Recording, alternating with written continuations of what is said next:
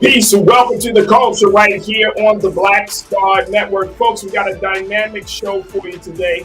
First up, let's have a conversation about the idea of a third political party coming into existence. I'll share with you what Republicans and Democrats who said enough is enough has to say and how they want to move forward to save democracy. We'll have that conversation. Also, can we talk about what's happening with Issa Rae's new show, Rap Shit?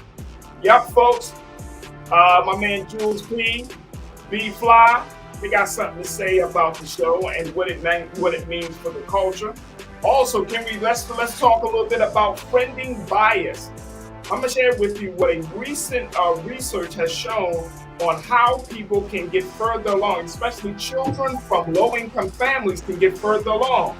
We'll have that conversation. And of course, we'll be checking in to do our part to share the life and the legacy of Bill Russell as well as Nichelle Nichols, as we can lose two great legends and giants from our arts and culture community and sports community with Coach Butch McAdams. And guess what, folks? Today it is officially 6 months since the beginning of the culture. Wow, 6 months. Stay with me. That's all happening on today's edition of The Culture right here on the Black Star Network. Let's go.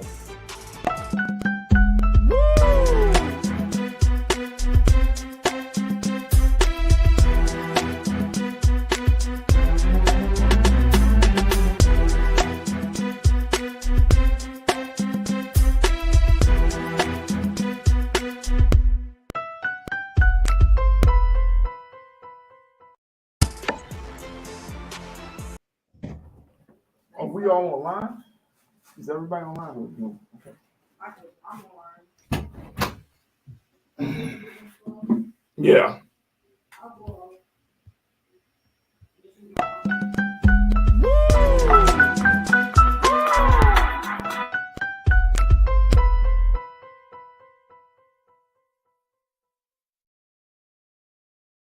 Don't you think it's time to get wealthy? I'm Deborah Owens, America's Wealth Coach, and my new show on the Black Star Network focuses on the things your financial advisor or bank isn't telling you. So watch Get Wealthy on the Black Star Network.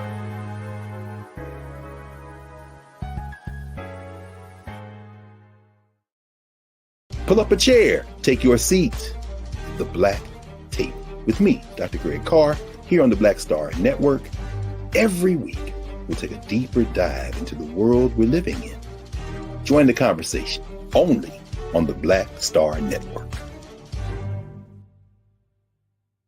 Hi, I'm Dr. Jackie Hood Martin, and I have a question for you. Ever feel as if your life is teetering and the weight and pressure of the world is consistently on your shoulders? Well, let me tell you, living a balanced life isn't easy. Join me each Tuesday on Black Star Network for A Balanced Life with Dr. Jackie.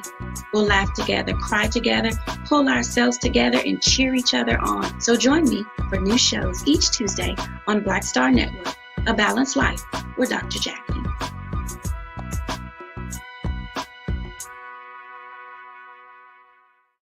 It's time to be smart.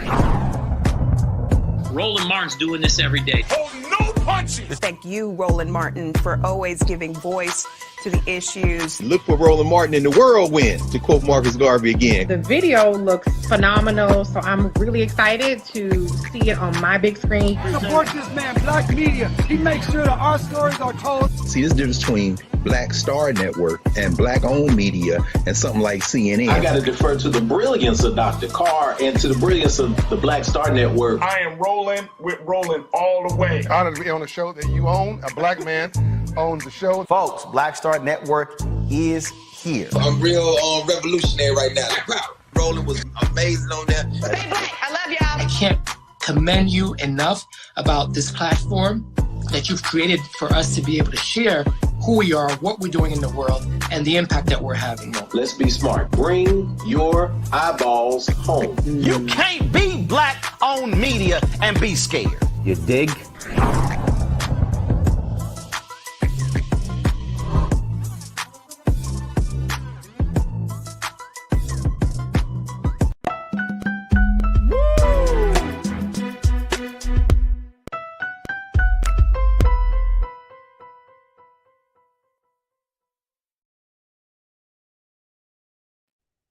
All right, folks, welcome to the show.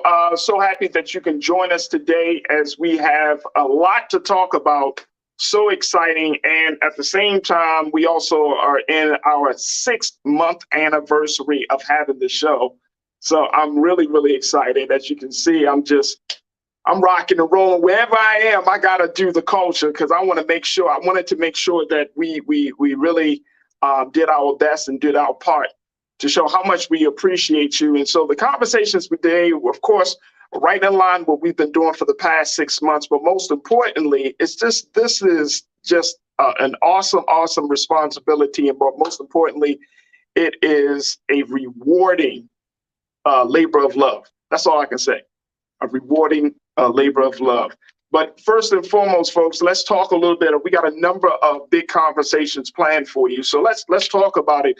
First, I want us to have a discussion about this idea of a third U.S. political party.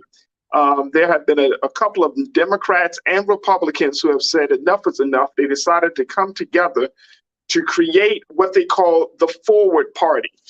The Forward Party. Take a look, folks. As you can see here, most third parties have failed. Here's why ours won't. This comes from David Jolly, who was a former congressman out of Florida, and Christine Todd Whitman,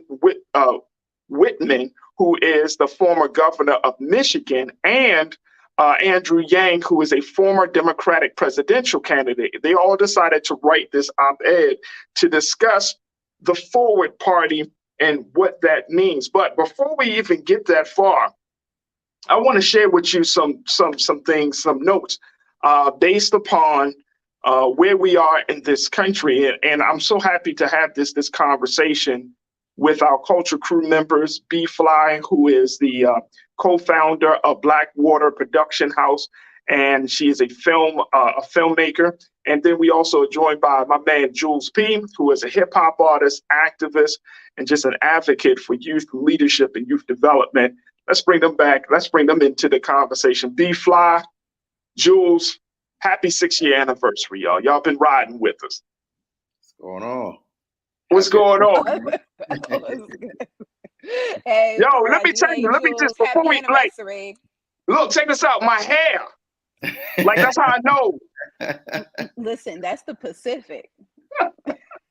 That's the Pacific Ocean on you. That's that salt water. That's salt. My hair. Yes, loving our growth. Right, loving the growth. Right, the growth on so many levels, baby, internally and externally. You feels me. You know what I'm saying? The crown is always a dope representation of, our growth. Yep, absolutely. So there we go. There we go. This has been great.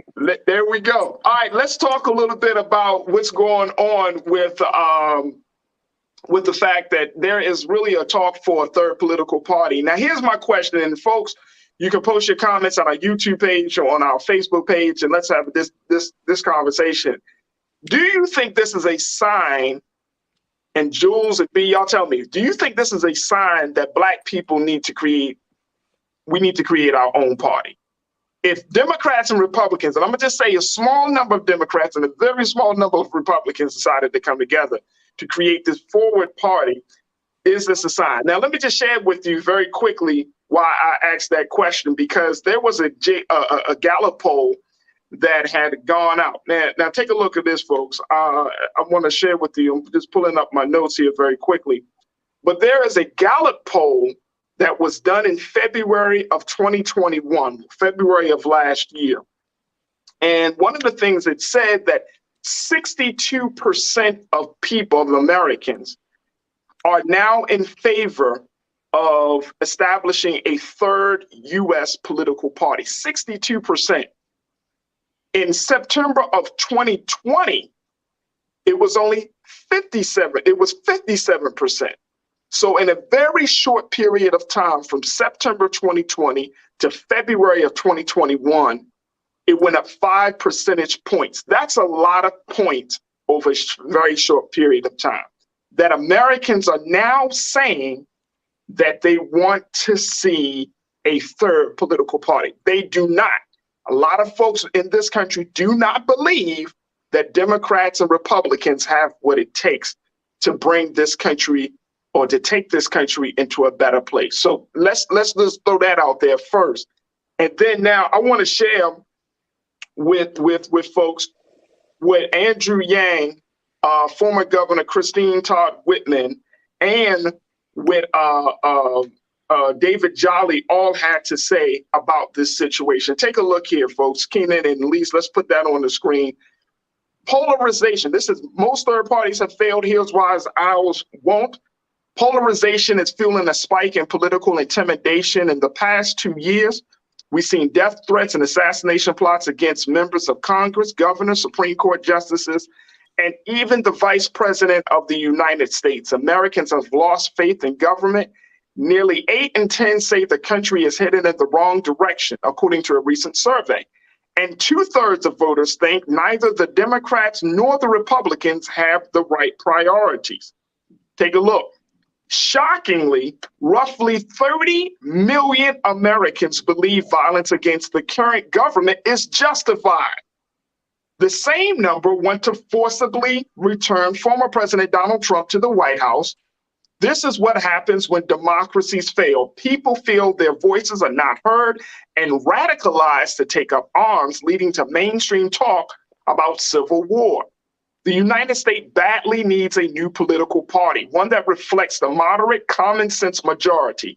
Today's outdated parties have failed by catering to the fringes. As a result, most Americans feel they aren't represented. And then they finally said most third parties in U.S. history failed to take off either because they were ideologically too narrow or the population was uninterested. But voters are calling for a new party now more than ever. Wow. That came from David Jolly, Christine Todd Whitman, and Andrew Yang as their joint statement as to why they decided to move forward with the forward party. B, what's your take from this? You know, Farajii, as I research a little bit about this Jolly character, I don't feel like his party is going to represent me. And I feel personally like this is just a ploy because he might be running for his own, he might be running for president. Who you say, Andrew Yang? Nah, Jolly. So David Jolly. Okay. Yeah. So I don't necessarily trust his motivations.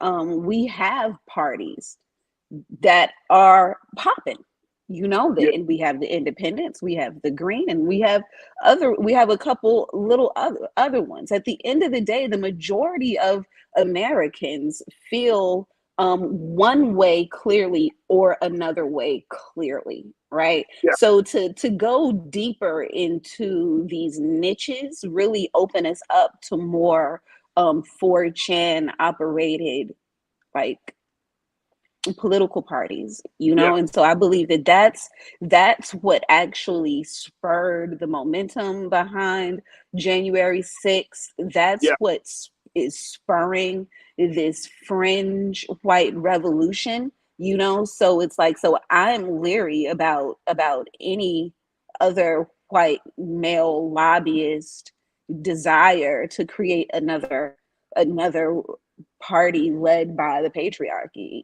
that already has to be dismantled in order for any of us to have true liberation and freedom on this land, like on this Absolutely. land, you know. I hear So yeah, this that's a great concern. this forward party seems like its intention is going to end up putting me backwards, which can't go down. Look at hey, Jules, look at B playing on words early in the show. This forward party is going to take me back. Backwards. And it ain't going up. It ain't going down. You know? All right, hey, Jules, what's your take on this? Do you think that this is, and I hear B's point, because I think that's a real great concern, because now we just have a distrust of a lot of government officials. It will be interesting to see who actually is, which government official is like the most trusted individual, right? Especially on the Republican side. But do you feel the same way right now in terms of that sentiment? And is this a door? Does this open the door, Jules, for us to have a very real conversation about a Black political party? So first, what were the three names you said that were creating this? David Jolly, Christine Todd Whitman, and Andrew Yang. And the fourth name would be Jules P. on the Black Star Network on The Culture last week, who said this exact same thing. I said this exact same thing last week. The trust in the Democratic and Republican parties have failed us as far as our generational gaps, because again, I agree with the article. Those parties are outdated. Yeah. They're focusing on the same issues going by this Constitution from the 1700s, almost 1800s. It was signed, around all those things were signed back in 1700s, 1800s. So It's like we're still using the same old principles to run the country. But the problem is both of the parties can never get along. So instead of them working together to solve the issue for 4 years, this side's arguing this side, this side's arguing that side. And then there's another election, and there's like, well, we didn't come to an agreement, so we need another president.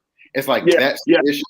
So my focus on this forward party is like, okay, are we going to run into the same issue? Because like B said, we also already have the independent party and the Green Party that we can put the backing behind if we wanted to do something different than the Democrats or Republican Party. But then when you focus on a Black party, what? I mean, because that's I feel like I feel like that's I'm trying to figure out how to word it. Like I feel like same way how the Black Panthers were, that's kind of sort of the mindset of the Black Party, what it needs to be. And so it's you're saying something more radical needs to, if we're talking about having a Black party, yes, that essentially we need a radical Black party. It can't be moderate. Because you already have two moderate parties, so you're just going to blend right in and fall out of contention, and you're going to look right. You look the same. So you need to have a Black radical party who's about to change, who's up in these streets doing the work, taking note for answer, and that's how you create this party. We don't need to be the same moderates, because again, the independent, the Green, everybody's so chill, laid back, moderate, cool, calm. It's like, no, you need that. All right, if we're going to do a Black party, we can't just blend right in. We have to go at these issues that affect us as a community that we can speak on with diligence, intelligence, and respect. Not false, not be a social media ploy, not try to go viral. Actually be talking about things that focus on what we're going through as a culture. And that needs to be the representation of our party. Right. I love it. The Black Party. Yes. Plain and simple. Yes. Well, see, here's the thing. Here's the thing. And folks, post your comments on our YouTube and Facebook chats right now. Share your thoughts. But here's the thing. If we're talking about a Black party, right? We're talking about a party that could go in a lot of different ways, being Jules. One that could just be strictly Black, or one that can say, yes, we're talking about a Black party. However, that Black party would encompass marginalized communities, right? Or you again, and here's the other thing, with Latinos and Hispanics in the country, they make up the second largest population according to the census, where we make up only the third largest outside. You have white people, Latinos, and then Blacks. Where do they fit? Because their struggle, they're in the same struggle under white supremacy just as much. So there's a lot of things that needs to be discussed. And of course, we're talking about Asians. You're talking about Native Americans.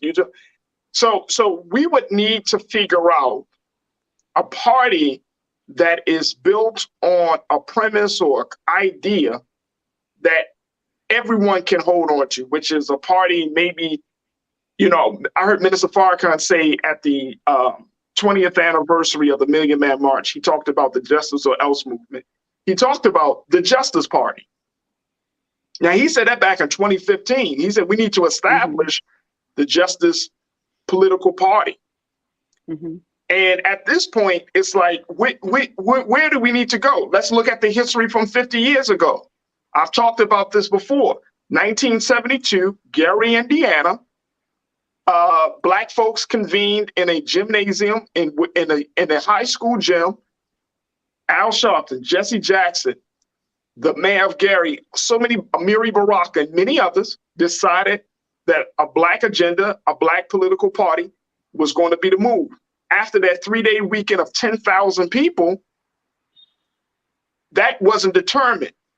They did some smaller little things, but a Black political party was not born out of that conversation.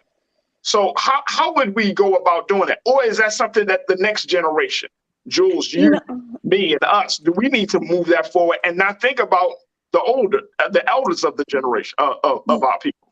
I think it needs to be something that's a little bit more subversive, actually. And so even if we're taking this mock Black party, all right, I love it. My company is Blackwater. My pseudonym is Black Jesus. I love Black people. All right. So boom, Black party. But what's important about Black in the financial institution, right, is that when you go Black, that means that you are no longer in debt. All right. America is in debt. The Black Party has the potential to actually focus on the American debt, which is important, and that American debt, number one, the first itemized line is the debt to Black people. Isn't it ironic how the people who built the White House are still struggling for their own education, but the builders of a manufacturer like Caterpillar in our country, their lineage is set up for life, but the Black Party should be able to ensure financial freedom, financial wealth, along with this nation actually being in the black when it comes to its gross national debt. So I vote for a new party. I vote for the Black Party, as long as we're able to actually keep our cost of goods in mind and pay the debts that are owed to Black people. Yeah. Anything else is just dancing around the shit, right? Right. And Jules, that's one of the big concerns, that we want to make sure that at the end of the day, we get right to the heart of the matter, right? Like if it's going to be reparations, if it's going to be voting rights, if it's going to be police reform, like all of the things that we're seeing that this current administration is kind of overlooking and hasn't been able to do. If it's also going to be representation, right? Like, for example, with the Forward Party of Andrew Yang and Whitman and Jolly, they are right now saying, look, we don't have a candidate They may not have a candidate running in this midterm election, or maybe not even a candidate in 2024. But they will start to endorse candidates that bring it on. And look, here's my thing. And this is going to be the first of many. This is going to just be a part of the many conversations around this idea. Because I know Jamel Bowie checking in, a writer for the New York Times, he's like, it doesn't work. Our current system, won't allow a third party to come into existence and be successful. They have failed, right? And in reality, yeah, they have, but when you have a high level of dissatisfaction, that brings the probability of change becomes higher. Even though history may have shown that it may not have worked in the past, the dissatisfaction level wasn't there. Now, the dissatisfaction is high. There is a greater chance that, people might start to say, we need an alternative because we're all over the place right now. Right. Joe, what's your take on that? So it's two things. And one with this forward party, I had a light bulb go off when you were talking. You know what they could have did? Instead of calling it the forward party, call it the minority party. Here's why. Because you focus on we're not talking about just culture and race of African-American, Latino, Asian, whatever, as far as that background, but we're also talking about the minority of people who don't agree with the majority, who are a lot of white people in the Republican and Democratic Party as well. So you call it the minority party because we don't agree with the majority. You know how many more people would have been interested in that? Because you're focusing on all aspects of people who share your same ideals instead of calling it the forward party, because you don't know what you're forwardly pushing. Right. We don't know that yet. You call it the minority party. These are people who don't agree with what's going on in government. So when you're looking at all these polls that you're saying from the Gallup polls and what the percentages are, those are the minority because we don't agree with what's going on with that. Plus you factor in the African-American culture, the Hispanic culture, the Asian culture, that also say, hey, this is not fitting us as well because we don't get a part of those Gallup polls, but we also don't agree with what's going on in the government right now. That's point number one. Point number two, since they don't have a candidate for their party, I got a candidate for the Black Party. I got a very good candidate. Who? Jemele Hill. Because she was on ESPN. She speaks fluently, educated, and she challenged the system. We don't want no punk ass person representing our party. Fact. I need somebody strong. If she wants to run, I need somebody strong. I want Jemele Hill as my Black Party leader. Hey, look, the reality is just, Jules and B, as we close out, the reality is I'm open to having a lot of different voices. Hell, if you want LeBron James, I don't care. Hey, look, we're talking about interest. This is not about personality for me. You know what I'm saying, B? For me, it would not be about status, money. It would be about where is your heart? Like, you have to have a track record of speaking truth to power, a track record of initiating change. You have to have a track record of using your platform not to promote foolishness, right? But a platform that people can really hold on to. If Jemele Hill is one, by all means, sis, come on to this to the Black Party, come to the Black Justice Party, however you want to call it, right? It's all good. But at the end of the day, we need people that are serious about public service, B, and not just serious about being seen, getting money, or making a PR campaign about how they should be heard. Nah, we need real public servants. Let's get back to that old school, for years, and this is real quick, and then B, you got the final word on this. For years, I remember you when you did the council person in Baltimore, we got council people and all that. But when you did the council people, they have their little districts. I mean, they would make themselves known. You wouldn't see them all dancing in the parties and all that stuff. They'd be walking the streets, talking to the people, their constituents. We have to get back to that level of service instead of just being seen.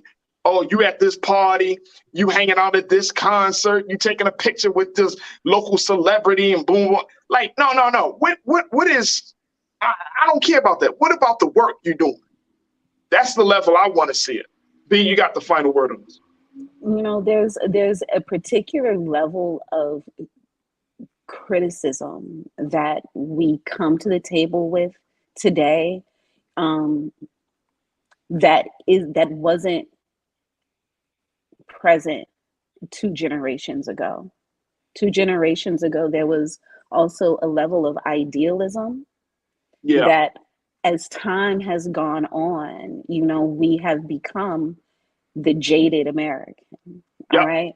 So when the American, all right, becomes jaded, that means that there is no more dreaming. So we have all people in this process of waking up, trying to understand a new goal collectively, and until we're able to get on the same page with what that goal is, we're going to constantly be in the blows of critique with no ideal. Yep. I personally am waiting for, in my ideal world, Michelle Obama would end up running for president, and should have.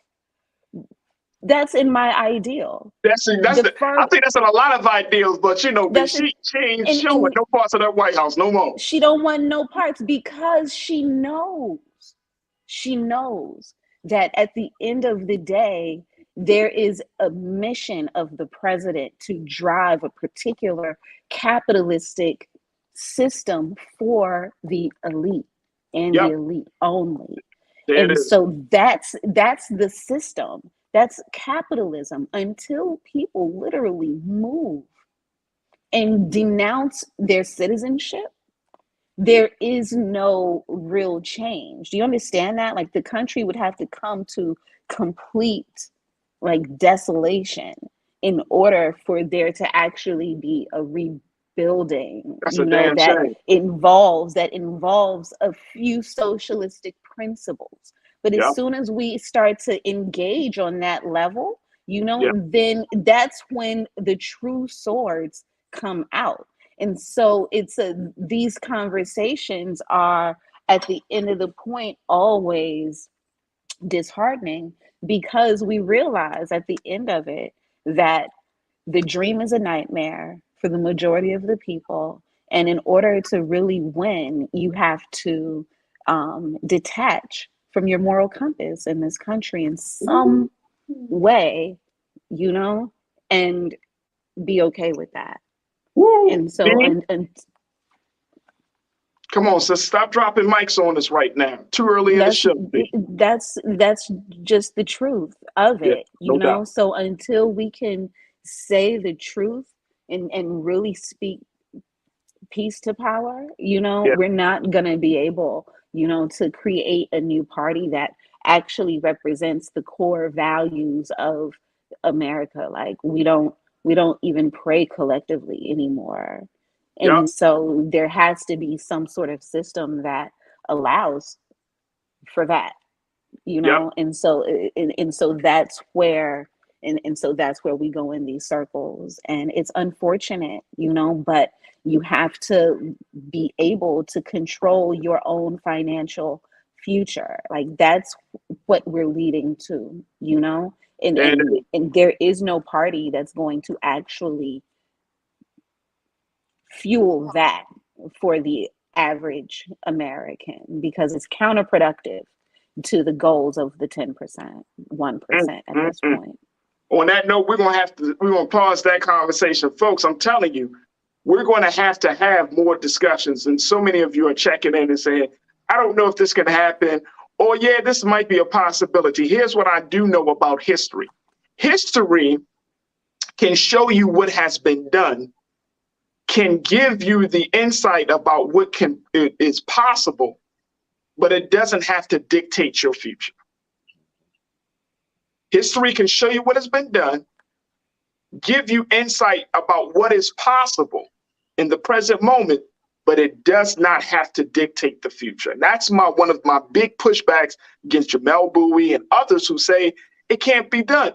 It's not going to work. The system doesn't allow it. The fact is, if the people, and I am a true believer in people power, If the people say enough is enough, then guess what's going to happen?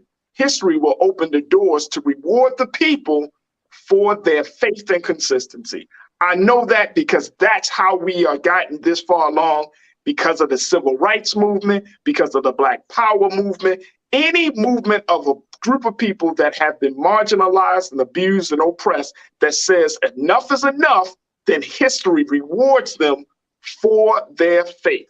I know that. We've seen that. All right, look, we got to take a quick pause. As we get back, let's shift gears. I want to talk about upward mobility. There's a new study that came out to say that there is a way for children who come out of lower income households to climb up the economic ladder. They said it's one way that we have not really talked about. And this new study gives us some insight about how that can happen. That's going to happen in the second 30 of The Culture right here on the Black Star Network. We'll just stay with us. We'll be right back.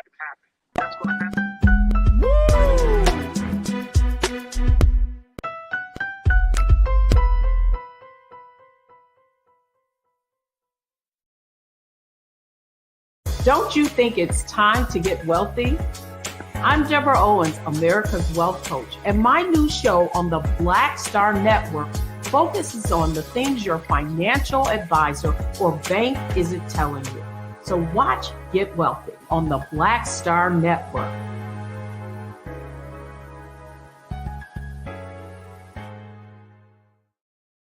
Pull up a chair, take your seat. The Black Tape with me, Dr. Greg Carr, here on the Black Star Network. Every week, we'll take a deeper dive into the world we're living in. Join the conversation only on the Black Star Network. Hi, I'm Dr. Jackie Hood Martin, and I have a question for you. Ever feel as if your life is teetering and the weight and pressure of the world is consistently on your shoulders? Well, let me tell you, living a balanced life isn't easy. Join me each Tuesday on Black Star Network for A Balanced Life with Dr. Jackie. We'll laugh together, cry together, pull ourselves together, and cheer each other on. So join me for new shows each Tuesday on Black Star Network, A Balanced Life with Dr. Jackie.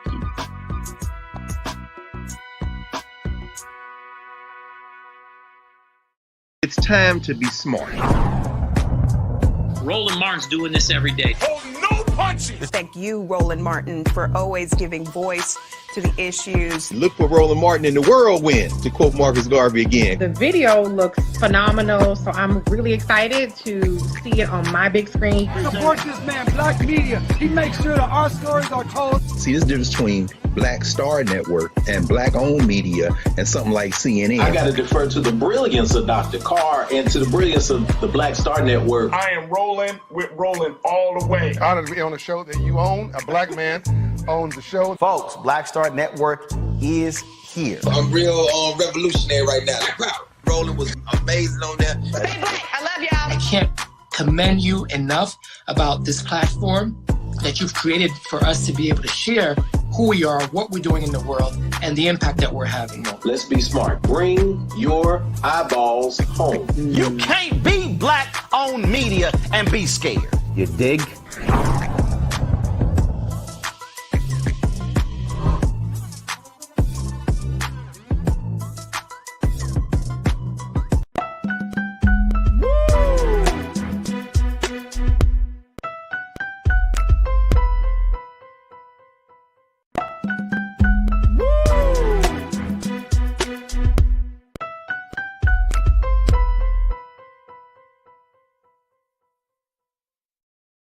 Pull up a chair, take your seat. The Black Tape with me, Dr. Greg Carr, here on the Black Star Network. Every week, we'll take a deeper dive into the world we're living in. Join the conversation only on the Black Star Network.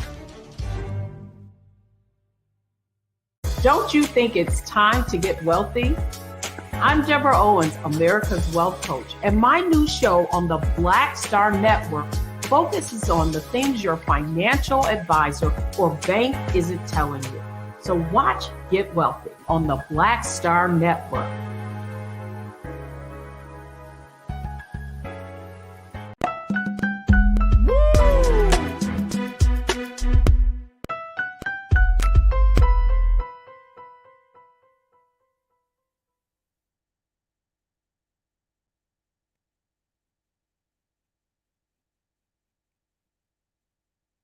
All right, folks, welcome back to the show. Let's go into another part of the conversation, which is something that I think is pretty interesting, which is the conversation around upward mobility. Now, we oftentimes have had I think there needs to be a re-examination of how we're moving and the messages that we're giving when we're talking about moving up the economic ladder, especially in this day and time. In the book that I'm currently listening to on Audible is called the book, The Meritocracy Trap. If you haven't heard about this is an interesting study. One of our listeners recommended that I watch the author on another show via Twitter. So I appreciate her for reaching out to me about it. But it's called The Meritocracy Trap. And it's this idea that that we're currently in where we believe that a person's merit and their value and their worth is all rooted in their status. It's all rooted in the money that they make, and it's all rooted in the positions that they hold. And this is a continuous challenge for so many people in this country, especially children of Black and brown households, right? And the question becomes, is a Black child, for example, able to truly go up the economic ladder even after starting off in a low income circumstances? Now, we often have heard about the rags to riches story, right? Where we talk, hip hop artists, actors, entertainers often talk about, I didn't have anything, now I got everything. Well, that journey is often not one rooted in just, education. There is a different element there. According to a new study, social scientists are now looking and seeing that after years of telling people that, upward mobility, it depends upon education, upward mobility depends upon the money that your parents may have, there is another big factor which will lead people, especially Black and brown children, to move up the economic ladder. This came out of the New York Times. I want you to post, Keenan and Elise, let's post this piece from the New York Times where they talk about the importance of friending bias. Here's the important thing. It said that social scientists have made it a priority in recent years to understand upward mobility. They have used tax records and other data to study which factors increases the chances that children who grow up in poverty will be able to escape it as adults. It says education, spanning pre-K through college, seems to play a big role. The research suggests money itself is also important. Longer, deeper bouts of poverty can affect children for decades. Other factors, like avoiding eviction, having access to good medical care, and growing up in a household with two parents may also make upward mobility more likely. But they said now there is another intriguing factor to add to the list. Thanks to a study being published this morning in the academic journal Nature, friendships with people who are not poor. Now, according to an economist at Harvard and one of the study's 4 principal authors, Raj Chetty, he says, quote, growing up in a community connected across class lines improves kids' outcomes and gives them a better shot at rising out of poverty. Wow. So we have to get into a better place, folks, where we are, quote unquote, friending bias. Those places where we often think, oh, nobody will want to see me, or, I don't belong there. That is one of the this might be one of the big factors to get your children into a better economic situation. All right, let's bring back our culture crew. Let's have a conversation about this. We've been talking, of course, Monday, Jules, P, B, Fly. Jules and B, talk to me about your thoughts on this, that you should friend people who are not poor. If you want to move up the ladder, that you should, it may be us as adults, but they're saying as children should even get into the process of friending people who are not poor. Parents should put them in spaces where they're connected to people who are already at the top. B, I'm gonna start with you because you got a son, like I have a son. right? And Jules, I know you have actually been in that space. I got something to say here. You've actually been in that space. But B, what's your take on that? Do you find some credence to that study, to that factor? I so do. I do. You know, it's true. You know, birds of a feather flock together, you know, Right. and so when you are thriving, you want your child to be not only in a thriving environment, but around people who identify with thriving. And so, and that's real, you know, thriving children play different than non-thriving children. You know, the levels of socio engagement, you know, end up being indicative to the struggle. Real talk. And so when you do want to raise a whole child, you want that child to be able to thrive. You want that child to be able to imagine, and you don't want to think about ceilings. And so all you're doing in your parenting is removing any ceiling that may hit in the future, you know? And so in that right there is where the hopscotch really is, you know, especially when you are Black, because that's not to say that you're supposed to put your child around all white people. No, that's not to say that, you know. No. And so it's like, and so understanding the nuances of creating a whole environment, you know, for the youth is literally the same thing that all adults need. And we see that in the work in Baltimore that is drowning in nonprofit energy, you know. And so through this research, we can clearly see the results of what happens when you are able to mix classes.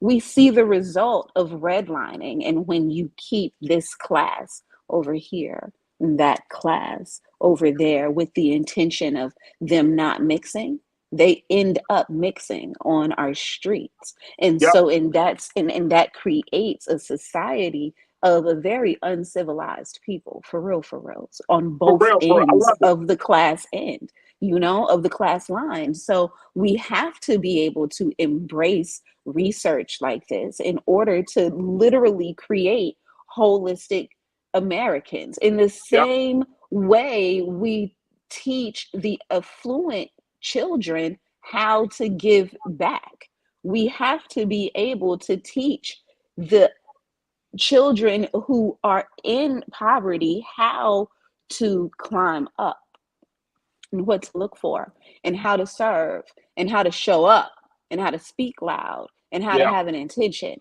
You know what I'm saying? Like, all of this is a part of how we should be choosing our extracurricular activities for our children, so they don't just become aloof drones of the internet. Because that's what's about to happen. And let me tell you, not just drones of the internet, but also they don't become disengaged to the point where they don't even see their own value. Like, your identity can't be confirmed if you're always around the same people. Right. You don't know who you are until you are around tearing different your people. opposite down. Exactly. Yeah, absolutely. Jules, now you've seen this, and I want to get to some of the comments as well, but you have been in spaces. I mean, as a young brother, as a young man, you weren't just around Black people. You weren't just around quote unquote low income folks. You were around a lot of different people. Your mother made an effort to put you in a lot of different spaces. Talk to us about that experience, bro. So that's the point I want to make, where I feel like I guess I might sound like I'm disagreeing with the article or the research, because one, as a child, you don't corrupt their mind because they're innocent. So anything they're doing is with innocence, and they're actually doing it from the actual love of their hearts. So when you put children around each other, They're not thinking of classism in space and financial. No, they're thinking of, hey, this is somebody new that I had never met before. Let's talk. Let's share our experiences. Let's see if we have anything that relates to each other, and let's move forward. They don't think about, well, they came from this neighborhood and I came from this neighborhood, or their parents have this job and my mother. Like, they're so innocent when it comes to development that it's always leading with love and engagement. So that's why I kind of sort of disagree with the article, because it's like, all right, saying like, all right, in order for you, yes, in logical sense, yes, if you're around people that are doing good, you do good. Okay, you can think that, but there's people around Jay-Z that are not Jay-Z's level. There are people that are around Bill Gates that are not Bill Gates level. Then there's also people in these streets, on these corners, that are not on that level where they're going to downward. They're also bringing people out of the community as well. So it's like there's a well-verse of people being inclusive. So what I attribute it to is, it's like when you're growing up, because if you're basing this off of friending bias, it's like, all right, who you choose to be a friend. I 100% agree with that. You are only as good as the company you keep. But also, it's also good to not be the smartest person in your friend circle as well. No. And here's the thing. This is one of the reasons why Nira and I decided to put our son into private school. This very reason. One is that we wanted him to have a kind of like an intercontinental experience, right? You know, and I mean, yes, people say, oh, he went to a predominantly white school. Yeah, because the world ain't all black. Right. Okay, so we're going to affirm his blackness as soon as he gets home, but he has to learn early how the world and other people, right? But the other big part of it is not just the level of diversity. You're going to school, son, with people whose parents are doctors and lawyers. You're going to school, son, and let's keep this real, folks. And this is why I talked about the meritocracy trap. When people see the name of certain schools on your son's or daughter's transcript, oh, you went there? I know somebody that went there. You think everybody that goes to Harvard has an A, is an A student? Right. But does it matter when you graduate from Harvard? Right. You see what I'm saying? There's a certain, and I get it. You know what I'm saying? We have to be to your point, we have to be intentional about where we place our children, because you don't want to put them in the belly of the beast. You don't want to serve them up on a silver platter. You know what I mean? Whether it's white people or black people. But you do want to try to improve their chances to go further along than you did. Right. And have those experiences. All right, let's go to some of the comments that folks are checking in. Let's just start at the top. I think we got Brother King Lee. Let's hear what King Lee had to say. Oh, no, we got a lot more than we got. Oh, let's start with Rashida. Rashida, talk to us. Rashida said, yes, I totally agree with this. The right school neighborhood will get you better friends. My parents did it, and my sister is doing it. There's no shame in it. Yeah, there shouldn't be no shame in that, Rashida. There should be no shame in that. Why do we gotta beat each other up because we want to go to have a better education? I never understood this dynamic. We like, oh my God, you go to this school, boom, boom, boom, bop, bop, bop, and you, why? Why? When the whole thing is the child should go further along than the parents. Listen, one of the first things I learned at Clark in '96 was that my network is my net worth. Come on. You know, and so this is fundamentally true in all aspects of adulting. Fundamentally true. I can't tell you how many times I have been in an interview setting where I've been able to literally throw out my network and get through. I can't tell you how many times it's been because of my network I've been able to get through to the next part of my climb, you know? And so it's like, this is important. And I pour back into my network as well. And this is the way America works. And especially if we plan on recycling Black dollars in the future, especially if we plan on raising children that are entrepreneurial, we have to be able to give them the best resources available. And that is more than any parent can actually afford out of their pocket. You understand? So it's like you have to be able to make sure that your child is friending in a lot of different zones. You never know where your child's core passion is going to end up hitting, so you have to do all of the karate and the swim class and the gymnastics and the debate and the church and the choir and all of these things. If you are parenting intentionally for your human, and that doesn't mean paying for all of things. And so a lot of times the way you're able to parent is going to be based off of your own network, so it's right. a lot of times we want our child to suffer, though, in the same way we had to suffer. And so that right there is a part of the dysfunctional parenting that somehow carries throughout generation and generation. You know what I'm saying? And so and one day we'll be able to really eradicate that for humans. My God. Right. Hey, Mike, you checked in and said poverty is a policy-based structural issue. Create a more equitable system, and you'll have a more upwardly mobile outcome. Singapore figured this out in the 80s and completely nullified this issue.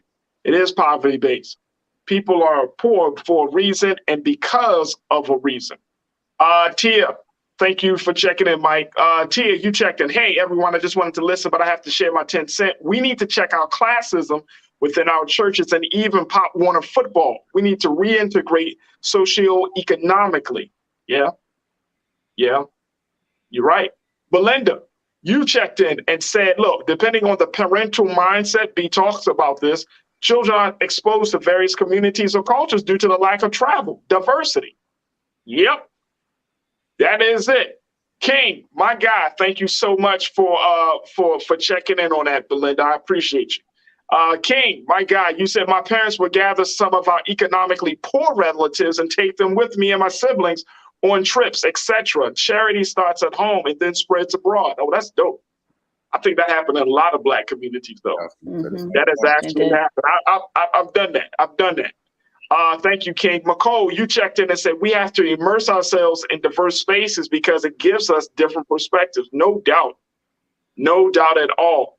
And I think that's part of that's essentially what we're talking about here, folks. We're talking about getting us into a place where I want to see my son go into spaces. I want my son to go to MIT. I want him to be an engineer, or he could be a filmmaker. He expressed interest. He said either engineer, filmmaker, or scientist. He expressed interest in all three areas. You know what I'm saying? So Nigel, I want him to always feel like daddy and mommy gave him the tools for him to play and explore before he settles down. I do not. I think it's a same thing with my daughter. I think we do ourselves a disservice. And in the Black community, we always want to stay in this bubble. We want to stay in this space. Hey, look, I was exposed. Once I went to School for the Arts in Baltimore, big shout out to BSA. That opened my world. I never became the same dude again. Never. I was in a predominantly white school, an art school. They looked at me not as a liability, but as an asset. They gifted me. They saw my talent and started to cultivate me and help me to shape my view of the world and of myself. I came out of that school knowing I was talented, I was smart, I was able, I had Black boy joy, I had all of that. You know what I mean? That's what, when you are intentional about upward mobility, this wasn't even about economics, because the upward mobility really starts with the person. It starts with, not with the bag, but it starts with the human being. You got to think a different way. And that's the big thing for me. We could talk about money all the time, the economic side of it, but the reality is, if your child goes into a space and he or she can't, they around you know how they see Jules and B, Like my son going to some of these homes bigger than ours, boom, just big. You know what I'm saying? He'll be like, "Damn, man, you got a big house." You know what I'm saying? He had it like he just never. He'd be like, "Oh, this is nice. Okay, cool. Where y'all play at? Oh, y'all play out here." Like he doesn't trip. It doesn't get to him because he's starting to get more. Oh, okay, so they got this and we got that. And I never heard him come, "Hey, Dad, why don't we have the big house like so and so?" He always just accepted, like, okay, they're at a different place than mommy and daddy is. Or when somebody comes to our home and I could tell, you know, when we have the neighborhood children over, they looking at me and they like, "Man, your dad is in the house." I'm like, "Yeah, bro, you want," and I treat the little boys the same way. You're like, "No, you my son. Once you're in the house, once you sit down, you need to clean up after yourself." You know what I mean? Like these experiences shape children for the better. And it's just, it's fascinating that this study is saying that you want your child to move up and move forward, get them into the right network. And then, like you said, B, your network will determine your net worth. And that's what it comes down to. That is what it comes down to. All right, folks, we got to take a quick pause. As we move forward, let's talk about what's happening with this new Issa Rae show, Rap Shit. We didn't talk about it last week, just a little bit. Now Jules and B got a chance to watch it. Let's see if it really is good for the culture. And then later, we do our due diligence as we pay respects to Bill Russell and to Nichelle Nichols, two dynamic Black legends of sports and entertainment. And we check in with Coach Butch McAdams. So that's that. And of course, 6 months, folks. It's been 6 months. So we wanted to just say thank you. Stay with it. That's all happening in the next hour of The Culture here on the Black Star Network. We'll be back.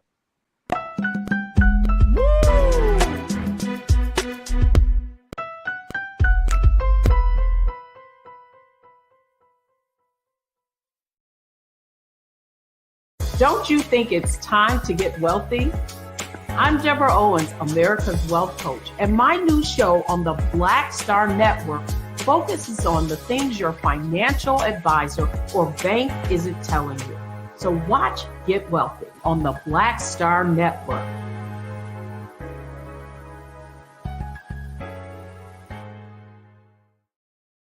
Hi, I'm Dr. Jackie Hood Martin, and I have a question for you. Ever feel as if your life is teetering and the weight and pressure of the world is consistently on your shoulders? Well, let me tell you, living a balanced life isn't easy. Join me each Tuesday on Black Star Network for a Balanced Life with Dr. Jackie.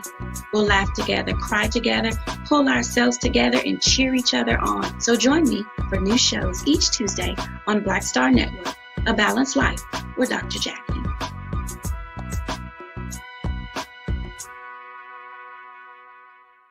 Pull up a chair, take your seat. The Black Tape with me, Dr. Greg Carr, here on the Black Star Network. Every week, we'll take a deeper dive into the world we're living in. Join the conversation only on the Black Star Network.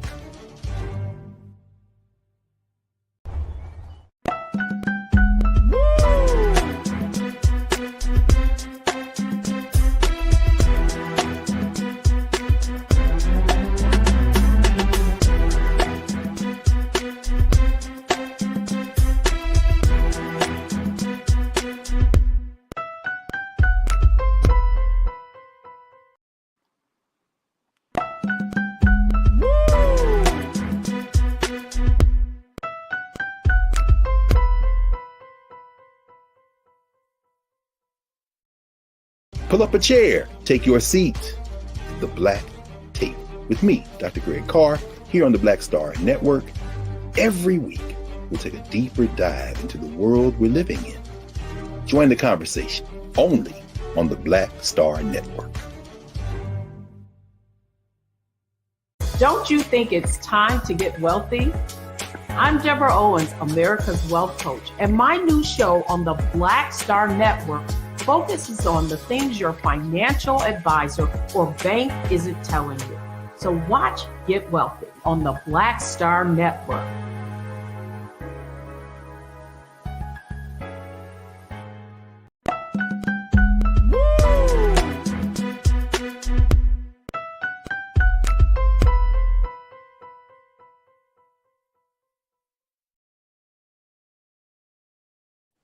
right, folks, welcome back. Let me change my camera view. There we go.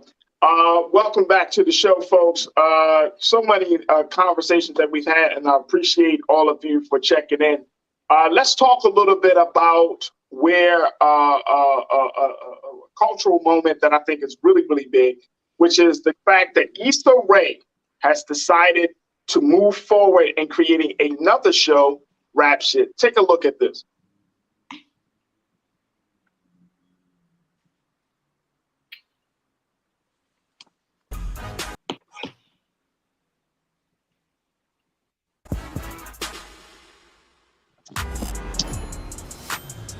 We living, boy. We living. Look. When you're a successful artist, you know that money coming right back. I make this back today. I just want to make music work for me. But all these female rappers have their ass out. It's such a sellout move. What is it about? You always complaining. You could have had 1 million views too. Ugh. What? To a reunion. Reuniting. I'm trying to get this money and give my baby a better life. Hey, in Miami. We got the opportunity to start a rap group. Shauna and Mia in the building. What's up? Oh. Y'all remember her from high school? We hung out with her. You hung out with her. She used to always think she was so smart. F-L-O-R-I-D-A. I'm a Florida bitch and I'm here to stay. I've been sending freestyle all up and down my timeline. I'll take y'all to the next level. Cause I'm a Florida girl. So you know I get it started up. Vision. It just gotta be fun, sexy, in your face, you know? Okay, it can be all those things, but my art is not for the male gaze. Hey. I want to make something relevant to people's lives. Just say you want to be Queen Latifah and go. Florida girl. Y'all got something special. I'll get y'all debut performance. You better be ass shaking, titties bouncing. Attention! Let's go! I want to try something different. This could change our lives. Gonna be some private jets. Some lobster? Who here like lobster? Speak up, speak up. Come on, disperse. Can y'all get your own area? Damn, y'all some grown-ass women. Now bitch get freaky. We making big moves. We got money, we got bitches, we got bottles, we got broccoli if y'all trying to be healthy. I mean, it's fried, but it's still broccoli. I think I want to be nice. If y'all play your cards right, all this can be regular. Now bitch get freaky. The whole point of your music was to say something meaningful. This is the opposite of everything you stand for. Excuse you? Oh, I'm so sorry. Is you serious? You're supposed to have my back. Sit right. I just really want this to work, Shauna. It's gonna work. Now we just getting started. It's me and you. We about to kill this. I want to try something different. Can I twerk on this? I should twerk on this. You're gonna fall. Be careful.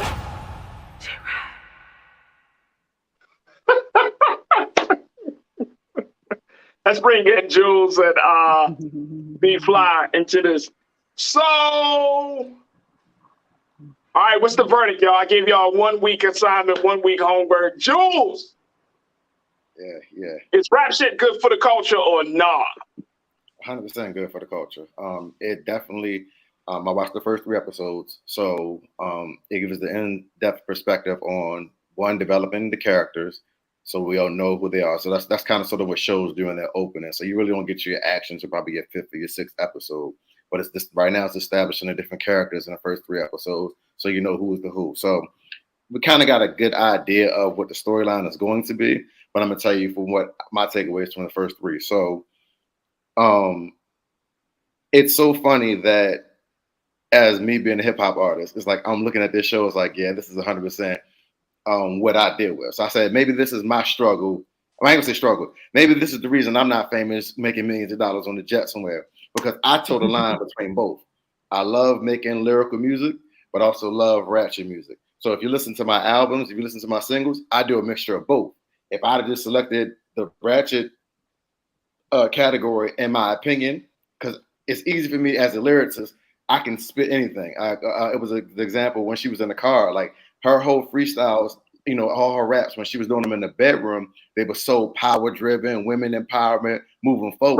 Right. She was on that queen shit. Right. And as soon as she got in that car, she was able to flow just based off of what's going on. And I said, I deal with the same thing. If I write, I can Kendrick Lamar any verse. If I freestyle, I can freestyle anything that's going on because I'm listening to what I'm listening to right now. It's literally about what you're listening to that affects what's going on in society. So I can look at the music that I listen to. I'm like, yo, when I rap, it's easy for me to just off the top, I can go in the booth and freestyle a whole entire album, and I know it will go platinum, but it's not what I want to talk about. And that's where the struggle comes in, because you don't have the balance and then towing that line of, is this what I really want to do, or this is the route that it's going to? And then again, Issa using social media in this is 100% what everybody is going through right now. That's what makes this show so powerful to me. The way that she uses social media in these episodes to develop these characters, and how these characters are always online looking at things, researching. I mean, even women doing what women do. When they see a man getting a like by somebody, they go look at that girl page to see why she like your man page. Like just just the simple stuff that she breaks down in the show is 100%. Like this is definitely for the culture. You like that? Hey Jules, I'm with you on that as well, bro. I feel like that's exactly one of the big selling points for me. I was reading a piece, and it was like, the internet is real life in rap shit because it's real life. You know what I'm saying? Like that's exactly where we are with the situation. All right, B. Now you are a Black woman. Actually, for folks that don't know, B, I'm gonna just lay out a little bit more of your biography. You're actually a performing artist. You are a hip hop artist by trade and profession. You are a performing artist. You are a filmmaker. So these two professions actually, this is your world. This is your world. This is right there. Issa is writing about your life. B Fly. She took the whole story from the book of B Fly. I know she did. B. Don't worry about that.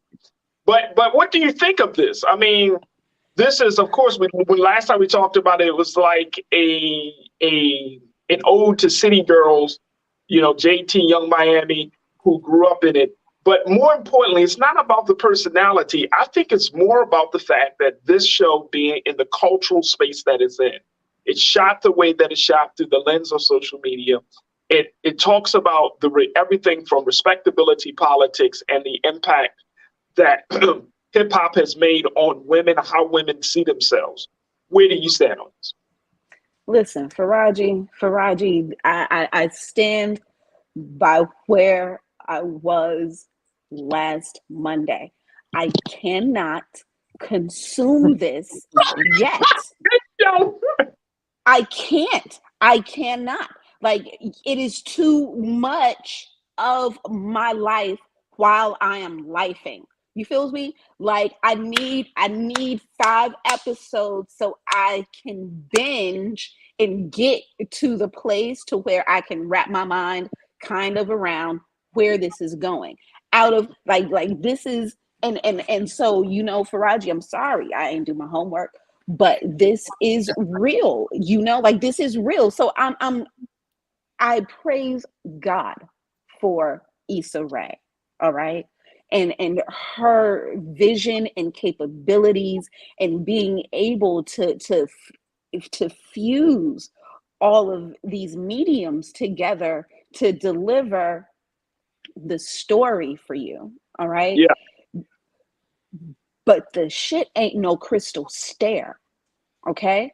So it's real. And the older you get with the decision to be that, all right, the realer it goes. The line between respectability politics, what happens when you're writing versus when you're in the zone, all right, where you are with your moral compass versus where you're willing to go for your audience potentially. All of these elements are so real for me. So I cannot do my homework until we get a little bit further down the line, because I'm too deeply involved in the crux of the what the fuckness.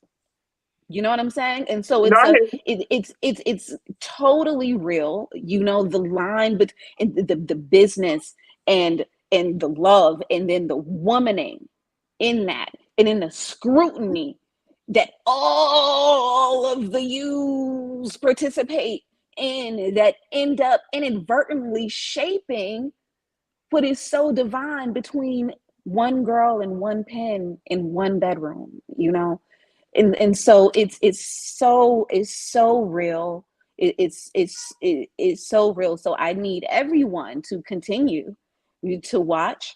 I will catch up when it is when it Yep. is when it's safe within the series for me as a woman entertainer, business owner, lyricist, to involve my now creative heart into this process of watching other women do the same thing that I am struggling with and thriving through. You understand? And so it's like, so for me, the rap shit so real.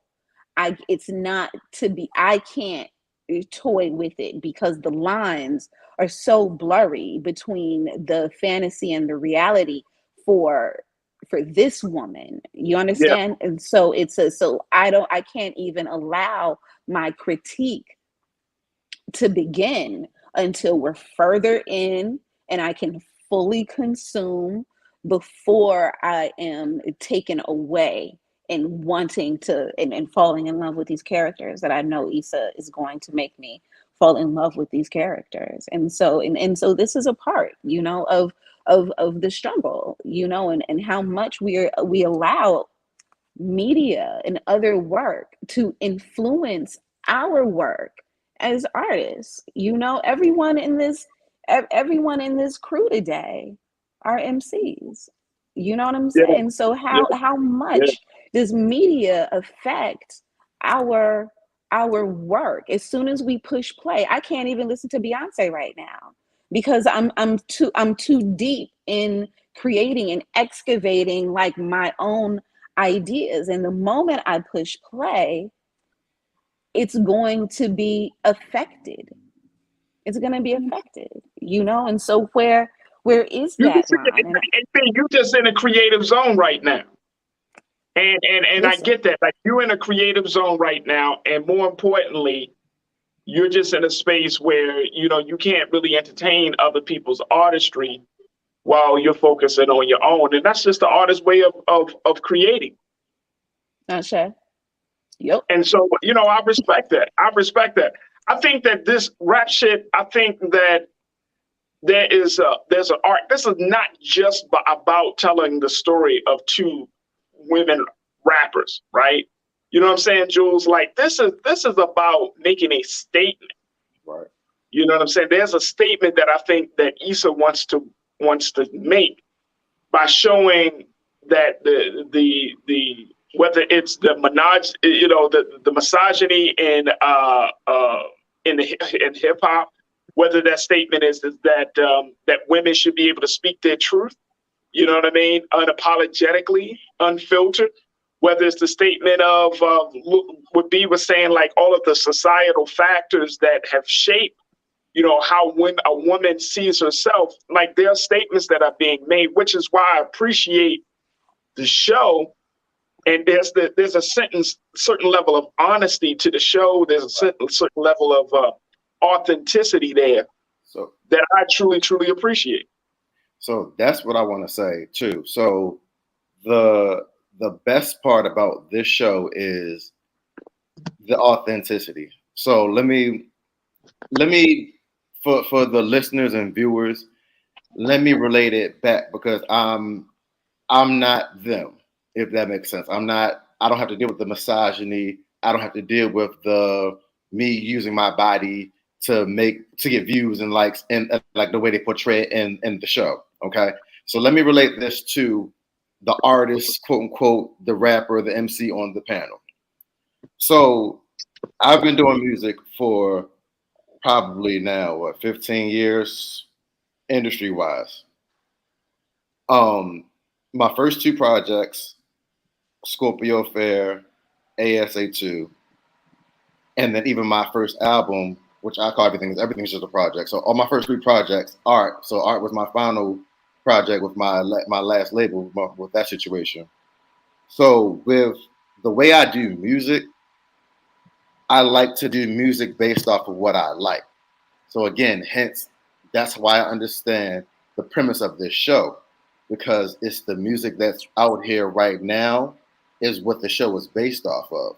The way I construct my creative process is I base my music off of what I listen to, not what's popular, but about what I listen to. So there might be music on there that's not relatable. So let me fast forward. The music that I love to do and I love to rap over and the beats that I love to use are not your typical stuff that would get played in clubs. Hence why when there's so many of these Baltimore area concerts, you never see me opening up for Jeezy and Boosie and all them because yeah, make music and I make dope music, but I don't make the music that the masses that are coming to see them would be entertained for. So when Drake drops an album and he teases, and I said this. I had this conversation with a couple people. I said it's ironic. I said that Drake drops an album out of nowhere, and it sounds completely different than what people are used to. And I said, you know what's going on here? I said that's probably a behind-the-scenes conversation. I'm not saying this is true, so I can't verify. I have no sources. I'm just using my common sense. I said like that was a behind-the-scenes conversation that Hov, which you know, for the people that know who Hov is Jay-Z. For the non-culture people. Hov probably had a conversation with Drake and was like, hey, this is the direction that I think me and B about to jump on. You're the biggest artist from the male side. We wanted you to be the tester.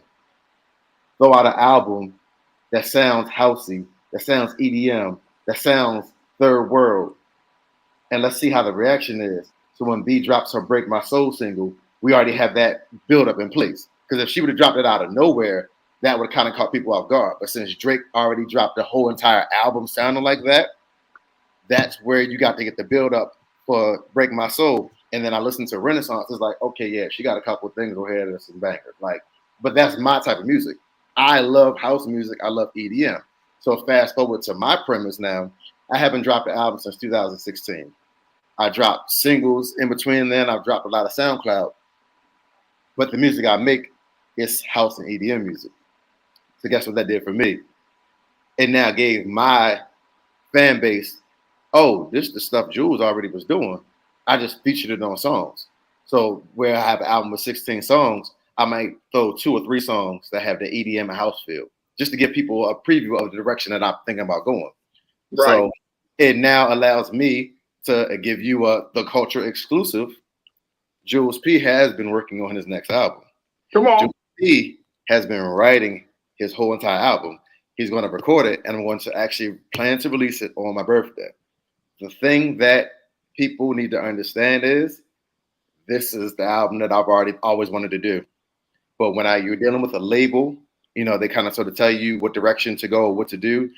Yeah, they say you have freedom, but I couldn't do my whole album, my house EDM album back then. I still had to have songs to pertain to this subject or songs to pertain to that subject or talk about what's going on. I mean, my last album, the reason it was so long ago, because that's literally when Freddie Gray had got killed. So it was like a lot of the music that I was doing was focusing on rebellion, regardless of how the beat sounded or how the movement was. But I was just like, bro, like this is too much. Like it just was body of Eric Gardner. Like it was so much going on at that time that I needed a break. So I took a little break. I dropped a single maybe 2 years later, Toxic. Then I took another year break, and then I did Resolution, which was a song for New Year's, which is a New Year's Eve song. That's basically it's basically a New Year's Day song. So like there's so many songs for New Year's Eve. So I said, let me do a song called Resolution, which is for New Year's Day. So it's like after you had your party, now let's talk about what's your ideas and mindset going forward. So that's, again, if you pay attention to my songs, you can go on Apple Music, you can go on whatever you get your music from. Listen to my songs. I don't make music for right now. My songs are songs that can be played forever because I don't date them. I don't talk about what's going on as far as what's happening that day at that time. I try to make it to where the song can last 50, 60, 70 years because my goal is rappers shouldn't have to stop doing music after 40, 50 years old. I want to be like the Rolling Stones and all these other groups that can still sell out stadiums at 70, 80, and 90 years old if I wanted to. And still, nobody wants to see no 80-year-old rapper, man. That's why I just said the music listen to what I'm saying. That's why the music I focus on. I ain't talking about the rappers you listen to. I'm talking about the music I focus on. If you said me, the music that hip hop is gonna age with the culture that created it. You know, that's what it is. Don't want to. Hey, look, the oldest rapper I'm gonna listen to forever is Jay-Z. Forever. He's 52. So as you age and he ages, you'll end up listening to an 80-year-old rapper, Farajii. I'm not. No, don't try to mince my words, B. I'm just saying, like hip hop will age. That's not cool. You know How what I'm you saying, just? with its That's not how you people. try to use that reverse psychology. I'm just making a point. That's what I do. That's what. But that's why I said. That's why I said. I'm like, a woman. That's the rap point. I'm like, all right. That's why I'm not just focusing solely on. I'm not Hov. I'm not. I can't talk that. No, nobody look right now. Hey, Jules, no, with nothing but love. I mean, I hear exactly what you're saying, and I'm just saying, like, Hov gets a pass because of the track record. You know what I'm saying? Like, if you are a Jay-Z fan, like a Jay-Z fan for real, you just be like, I'm gonna listen to Hov until Hov stops rapping. It don't have to. It's not conditional for me. It's not like, oh man, with the moment he drops a whack song, I'm stop listening to this dude. It's like, nope, I'll take the whack song. What's he got next? You know what I mean? It's like, so. But I hear you. I definitely hear you. All right, let me get a couple of folks that are checking in right now who want to share their thoughts on this. And I appreciate everybody. Rashida, you checked in. You said rap shit is for the young 18 to 39. Yep, that's pretty much it. That's pretty much it. Thank you, Rashida. Davey, you checked in and say, look, they got one Florida girl from Jacksonville on there, but most of them don't sound like they from the 305. Yeah, that's called Hollywood, Davey. You know what it is. You know what it is. Look at The Wire. How come they I never think I'm from Baltimore. Yeah, this is how you hear me. I'm from Baltimore. Right. You get Idris Elba, who is a British black man, to play a dude from Baltimore. And I still can't disconnect Idris from Stringer Bell. Like, and guess what? You would think that he is Stringer Bell. Like, oh no, Idris from Baltimore, right? And you'd be like, bro, the man talks about being a bloke. I don't want to hear it. I want to hear him as Stringer. Okay. So that's this Hollywood. Thank you, Dave. Today, you said this is loosely based on City Girls. If you don't listen to their music, then you wouldn't be interested. But Young Miami is dating Diddy, so the come up is real. Well, she was coming up regardless of Diddy. She might have made herself a little bit. The stock for her might have actually gone down as a result of her dating Diddy. I'm just going to throw that there. Oh no. Okay. Ming Lee, Natasha Surge, you say get these drill rappers to rap about voting. That might help. No. It's No, I agree with that 100%. No. Mm-mm. No, they're not going to do that. Listen. I don't even rap about voting. No. I mean, maybe Meek Mill. You can't do that. Not 21 Savage. You can't get 21 Savage, Lil Durk. You gotta get Harlow. Get Jack Harlow. Right. There we go. All right, Sophia Gonzalez. Sophia, you checked in and said, we can't get people to read books or vote, but we already have another Love and Hip Hop show. How can I get hired for the Black Lobbying Party? No, I mean, look, here's the thing, folks. And Sophia, no, this is not Love and Hip Hop. This is not one of them shows. It really is. This is one of them shows that I think it's like a love letter to the hip hop culture. You know what I'm saying? Like this is a culture. And even though we don't understand it, some of us may not understand it. The culture is the voice of the next generation. Hip hop is the voice of the young. It's always been that.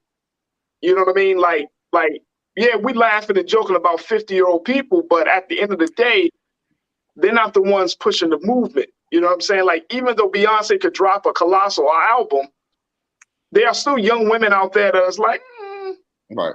I'd rather play Summer Walker. Summer Walker. Yep, exactly. That's the point I'm making. That's the point I'm making. Like Like Beyonce's in one place, and a lot of these black young black sisters, they in a different place. They're not listening to that. They may, and I'm not throwing shade on B, but I'm just saying they're in a different place. JT and Young Miami got the ears of these young black women. Trust and believe. Mike, you checked in and said young sister in her early 30s was at the house today. I had confunction plan. That's the way it goes on Love Train. She was damn. Who's that? I said, my era. Yeah. You bring out confunction.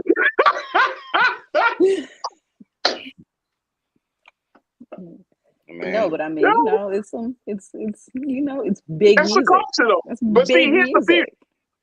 The beauty is that this is important stuff. All right, folks, look, we got to take a quick pause. When we come back, let's talk to Coach Butch McAdams to talk about the life and legacy of Bill Russell, Nichelle Nichols, and more. Stay with us. It's The Culture on the Black Star Network.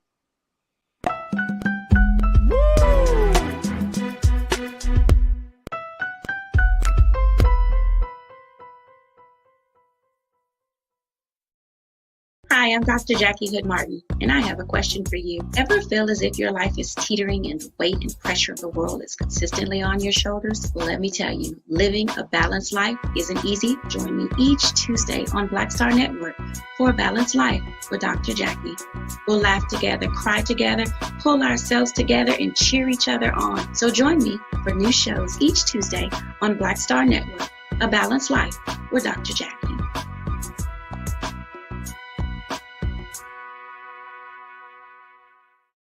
Don't you think it's time to get wealthy? I'm Deborah Owens, America's Wealth Coach, and my new show on the Black Star Network focuses on the things your financial advisor or bank isn't telling you. So watch Get Wealthy on the Black Star Network.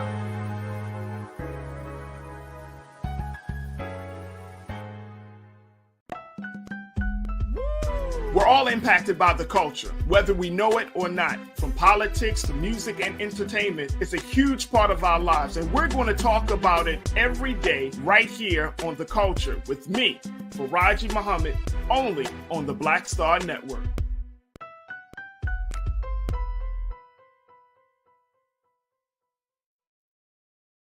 Pull up a chair, take your seat. The Black Tape with me, Dr. Greg Carr, here on the Black Star Network.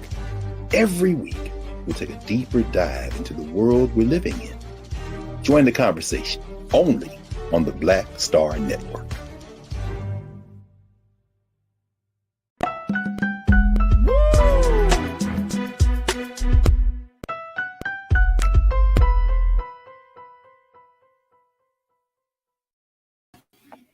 All right, folks, welcome back to the show.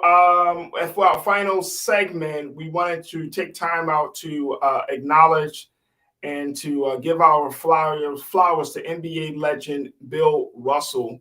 As we learned of his death yesterday, 88 years old. Bill was a champion in the biggest sense of the word, folks. 11 NBA championships. And so there was no one that came to my mind to talk about this other than a man that we've had here on this show before. And I'm so grateful that he was able to join us today. He's the host of In and Out of Sports.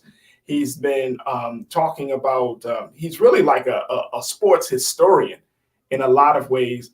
And I wanted to bring him on to talk to us about the life, the legacy, the impact of Bill Russell. So let's bring back on the airwaves of the culture our coach, Coach Butch McAdams. Coach, good afternoon, sir. How are you?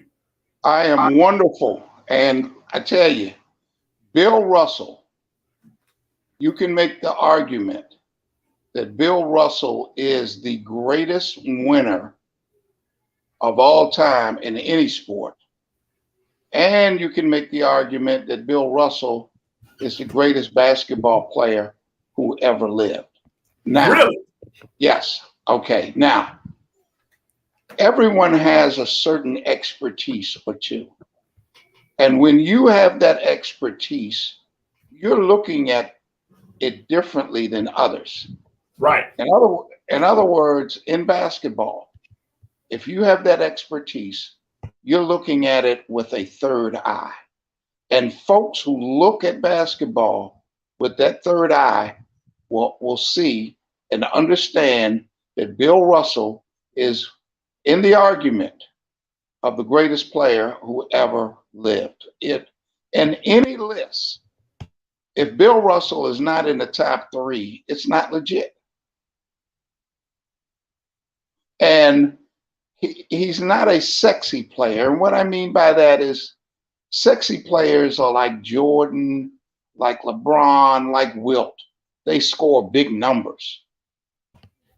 But Bill Russell was the dominant and the greatest basketball player at all time on the two, I want folks to hear me now, the two most important skill sets in all of basketball, and that's rebounding and defense.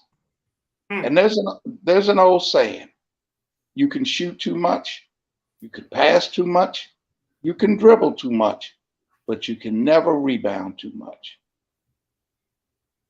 And Coach, what do you think?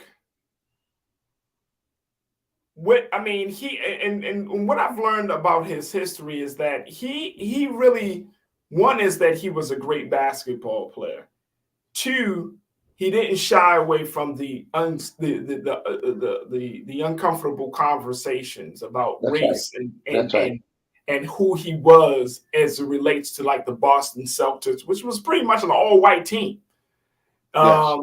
He didn't shy away from his stand, when he stood with Muhammad Ali and Jim Brown and others. Of course, one of the, he always kept that part of him just out there to say, look, this is who I am. I can play the game and I can be a better man off the court as well. What do you attribute that to? I attribute that a lot to his upbringing. He grew up in Louisiana, and during a time where it was a couple of stories where his father went into the gas station and would not be served until the white people who were there were first served. His father started to leave, and as the story goes, someone put a shotgun to his head and said, "Don't you dare leave." Another story about his mother, who was well dressed, was walking down the street one day, and a police officer told her to go home and take that dress off because that's a dress that white people should only wear. So I think growing up seeing that, and when he had an opportunity to get a platform, he used it. Some called him one of the great civil rights leaders in the sports world. Would you agree with that? Absolutely. Absolutely. No question about it. He's right up there with Jackie Robinson, of course, Muhammad Ali. Those guys were, first of all, they were products of their environment in the 60s, 50s, 60s. But him being in Boston, which then and even now, as Moms Mabley, the great comedian, once said, way down south up north. Okay. Right. But let me clear this up. Sidetrack just slightly. While Boston then, and maybe some would say now, was an extremely segregated city, the Boston Celtics were one of the most progressive sports franchises in all of sports history. They were the first to draft a black man. They were the first to put an all-black five on the floor. And they were the first to hire a black coach. And that was because of Red Auerbach. Oh, I didn't know that. Yes. So when people talk about the Celtics being a white team, I push back on it because of that history I just gave you. And that's fact. Yeah. Yeah. When we have the conversation about his, on the court athleticism, he has to be among the top 3. We saw a number of NBA greats, Magic Johnson, and many others. I think Larry Bird put out something. I mean, many other people who have just acknowledged him as being one of the greats. What is one of the things as a coach and as a black man who understands the power of the celebrity of being a basketball player? What do you take from his life and legacy? What do we learn from him? Well, I think we can learn a lot of things. That first of all, Bill Russell was a very, very intelligent individual. Okay. And that's why he was such a great player, because he had the combination of great athleticism and intelligence. And when you put the two of those together, that's a winning combination. This guy won at every level. He won 2 national, and this is what a lot of people don't talk about because they aren't aware, but they talk about his 11 championships, right, for the Celtics. Right. All right, but he won 2 national college basketball championships. He won a gold medal. This guy was just a great winner because he was a step or 2 ahead of his opponent. And he used to say, you know what? A guy can fake me out, but the basket is going to be there. And he had not only the ability to block the shot, but he was known to block the shot. And here's an example of his great intellect on the court savvy. A lot of guys, when they block a shot, they'll block it and say, oh man, I put that in the popcorn stand, or roll 6, right? But right. Bill Russell was so intelligent, he would block the shot and keep it in play. And most often that block shot would lead to a Celtics fast break. Wow. He had a skill for that. He had a skill for that. And he studied his opponent. He knew what a player was comfortable with, what he was not comfortable with. He was left-handed. He was 6'10". He had a 7'4" wingspan. Dang. And he could run and he could jump. Wow. And one game, at least one game, and people talk about the 100 points that Wilt got, which is incredible. I don't think we'll ever see that again in the NBA.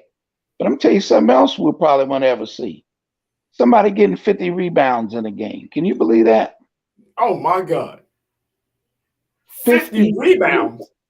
50 rebounds in a game. Gee. Wow. So, Coach, I know this is a hard question for you, brother, but I'm going to ask with the attempt that you break it down. I've also heard that Bill Russell is now considered to be on the Mount Rushmore of basketball greats. Who else would you put out there right now? Oh, that's an easy question. That's an easy question. Bill Russell, Michael Jordan, Kareem Abdul-Jabbar, and Wilt Chamberlain. Now that's my Mount Rushmore. You know what? People may have theirs, but you asked me the question, and that's my Mount Rushmore. I don't see anybody that I would remove. First of all, you know, you talk about Kareem Abdul-Jabbar, okay? A great winner, one of the all-time leading scorers. Yeah. The sky hook, and they changed the rules for him. Then Wilt Chamberlain speaks for himself. They said, oh, Wilt, you score, that's all you can do. So then Wilt said, okay, I'm going to show y'all. I'm going to lead the league in assists. He led the league in assists. And, you know, one year Wilt averaged, what did he average? I think he averaged something like 50 and 25. All right. And then, of course, you know, Michael Jordan. So that's, yeah, I didn't hesitate, did I? Nope. And look, I respect people to only put the players that they were able to see. I respect that. But I have a problem when people put out their all-time lists and they don't qualify. Qualify. Right. These are my top 20, my top 100, top 50, top 75 players that I saw. That's fair. But no, that right there. That's it. Absolutely. MJ, Russell, Wilt, and Kareem. Now, what would be your four? See, now you got me thinking now, Coach. I don't even know. Like, I would definitely put MJ up there. Right. But it would be hard for me because, I grew up in the Kobe era. Right. I really grew up in the Michael Jordan era. Like anybody, I would put Magic up there. Okay, that's fair. I would put Magic up there. I grew up around seeing Larry Bird. I think you have some like one of my favorite players was John Stockton. How he was shooting. Mm-hmm. You know what I mean? So it'll be a little bit harder. But I agree with you on that point that, it's always the players that you would see versus the players that you really know for sure. They like transcend time. You know what I mean? Their skills, their athleticism, what they did to the game and reshaping the game. And the four that you talked about literally reshaped the game of basketball. And if you want to ask me who would be my second Mount Rushmore, that'd be easy as well. Magic, Bird, LeBron, and Oscar Robertson. I can see that. So yeah, that's and you know what, Coach? I would probably even put, and I'm kind of going back and forth between Kobe and Iverson. See, I don't put Iverson that high for me. Okay, because I'm looking at it again. Right. I look at it differently. Okay, I'm looking at it with a third eye as a coach. And while Allen Iverson was a spectacular talent, he was fun to watch, but he didn't make the other four players better. And see, I'm looking at greatness to me is when you make the other four players better. Yeah, I got you. You're absolutely right. All right, Coach, I want to ask you this question because even though this is not sports, you're a man that keep up on entertainment and television. Nichelle Nichols, we lost her over the weekend. Oh my goodness, let me tell you something about her.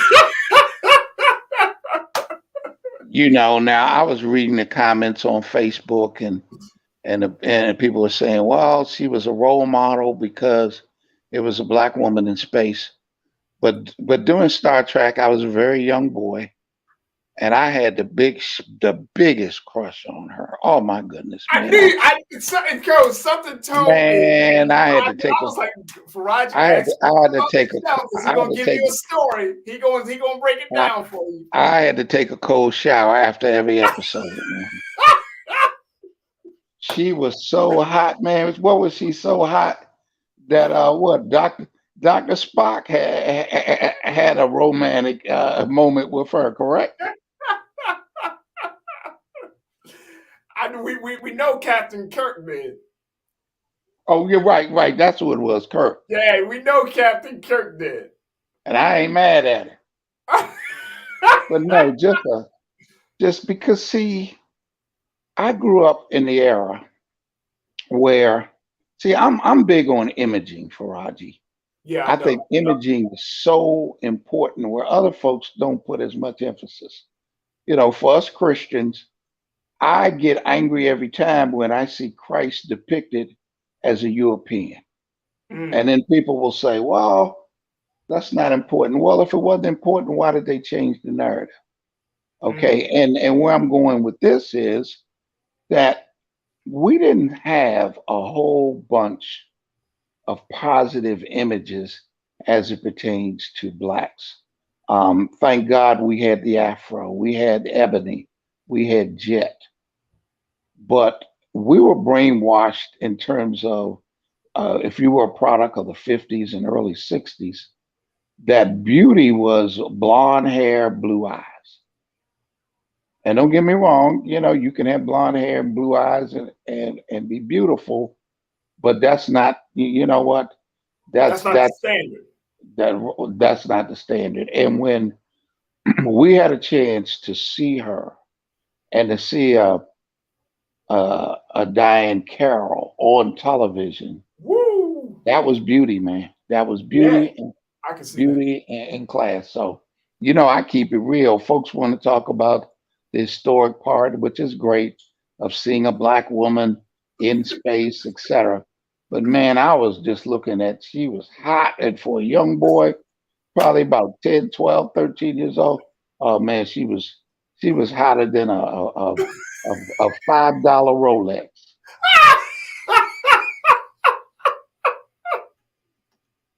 Okay. All right. Hey, Coach, I appreciate you, man. I appreciate you so much. Coach Butch McAllis, folks, checking in with us. We always have Coach on just to kind of give us some historical perspective on some of these topics. And it's always glad to talk to my big brother. Again, Coach, thank you so much for joining us this afternoon. Always a pleasure, Farajii. Thank you. All right, folks, let's bring back our culture crew. B Fly, Jules P. Man. Yo, first day, you have to drink some wine. You are so funny right now, B. You are so funny right now. That's crazy.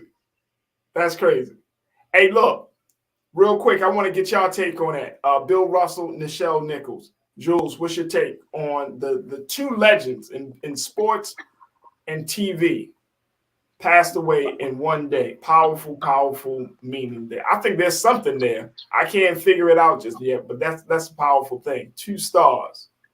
I'm gonna start with Michelle. One, I agree with Coach. She was fine. So I didn't really like Star Trek, but I seen her and I was like, yeah, she like that. So that's what, because when you growing up, just remember, I grew up born in the late '80s, raised in the '90s. You have regular TV, so Star Trek came on UPN 24. So that's all you watched at nighttime. So it was like Star Trek was on, you just watch Star Trek. So she was the reason I watched Star Trek. So that's my adamant thing I have to relate to her. As far as Bill Russell, it's so much that I'm a sports head, so I'm not going to dominate the time talking about all the sports, all the stuff, whatever. I just want to share the funniest story I heard, because I love funny stories about our greats. Like I'm a very funny, joking person, so sometimes I don't really care about your mark on history. I want to know the funny stuff that would made your personality love people for you to make your mark on history. Right. So Kenny, the Jet Smith, of course, former Houston Rocket point guard, former Sacramento Kings point guard on NBA TV for Shaq, Ernie, and Charles right now. He shares the funniest story about when Bill Russell was the coach of the Sacramento Kings, and they were a bad team. They were a really, really bad team. And after the game, had to get on the bus to get to the plane to get to the next city, whatever. So Kenny goes, Kenny's a young player, second, I think rookie or second year. He gets on the bus. As a young people, we want to go chill in the back with the players. And as he got on the bus, Bill Russell sat in the front. So he snatched them and had him sit beside me. And Kenny was like, well, coach, like, I'm going to sit back there with them. Like, why you got to sit beside me? And Bill Russell looked at me and said, because he's a loser, he's a loser, he's a loser, he's a loser, and I want you to be great like me. Like, I think that's the story I've ever heard somebody say. Because it's like, again, we're talking about Bill Russell, 11-time champion. So he don't want you to sit with them bums in the back. If you want to be great, you better sit by me and learn a thing or two. And Kenny Smith did eventually go on to win 2 NBA championships. Hey, Jules, that's called upward mobility. Friendship bias. There we go. Hey, if you want to win, you better hang out with winners, man. Right there beside me. Right. A.B. Fly, Nichelle Nichols. Yeah, I'm grateful for life that can transition in an elderly age, and that where we have enough in a lot of the work and their legacy to be left, so we can now go through the archives and create our own memorials and weave them into like the stories of our own art, and it's a beautiful thing, and so it's interesting because the elders, the black elders always said, you know, like death happens in threes. And so so for the news to come of these two at the same time, you know, it honestly, it made me wonder, like, all right, where's the next, you know? And so, Yeah, but it's a good this point. in these situations, you know, it's I would consider these good deaths. You know, it's a good death when you're able to exhaust your physical form out pushing 100 years old. You know, that's a really good, it's a good death. That's a good life, you know. And Absolutely. so I'm grateful for the work of Afrofuturism. And so it allows me to get to know her in a real time way as a catalyst of shape shifting and time travel, because white people don't own time travel, you know, and this is real. And in media, we often forget that, you know, and so images like of Mama Nichols, you know, allows us to be able to see ourselves into the future in fantastical black ass ways, you know. And so so her legacy is real, and her beauty is real, and Bill Russell is real, and I'm sure their work will live on with us forever, Always, you know. always. Bill Russell, Nichelle Nichols, we truly love and appreciate you, and may God, preserve you, your legacy, and rest in power. All right, folks. Final few moments of today's show. 6 months later, we started this journey with the intent to try to have a digital show that is fresh, that is different, that when things happen on air, we would just say, "All right, cool. That's the way it is." There's a certain edginess, there's a certain authenticity that's here with the culture. So 6 months later, we are still rocking and rolling for Black Star Network. So I just want to thank each and every one of you, all of my culture crew. Oh my gosh, they've been riding with me from the beginning. B has been riding with me. Jules, you came on a little bit later and you just fell right in, bro. But B has That's my been guy. riding with us, and it's been a phenomenal ride for these past 6 months today, folks. 6 months today. We started on Wow. February the 1st. Is now August 1st. We've had a Okay. number of conversations from everybody from mayors to entertainers to to health officials and the list continues to grow. And so we want to just say thank you to all of the culture crew online, all of you who check in each and every day, are part of these conversations. We wanted to make this engaging. We wanted to make this interactive. We wanted to make this fresh. So, you're going to get a different vibe from us than you would get from any other Black Star Network show. It's just a different situation. And guess what? We're still evolving. We're still changing. We're still going to be pushing the envelope.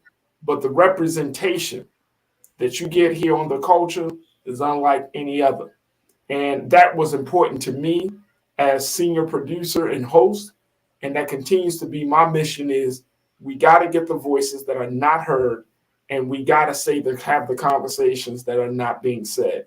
So I just wanted to thank each and every one of you for being a part of this great journey, 6 months into this history making endeavor. B, you want to say something? Then Jules, y'all want to say something? I got something to say. Okay. You know, thank you. I'm just going to say thank you, you know, for spicing up Mondays. Nope.